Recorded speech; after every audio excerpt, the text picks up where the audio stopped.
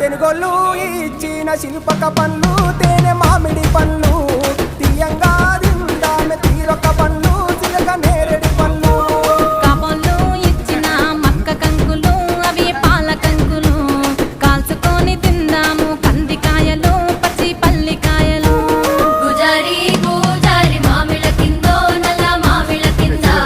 కుసుమరోళ్ళేసిన కుందన బొమ్మ అది కుందన బొమ్మ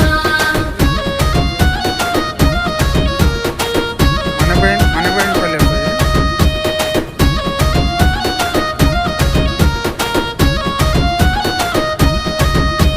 బెస్తోలు పెట్టిన పచ్చి చేపలు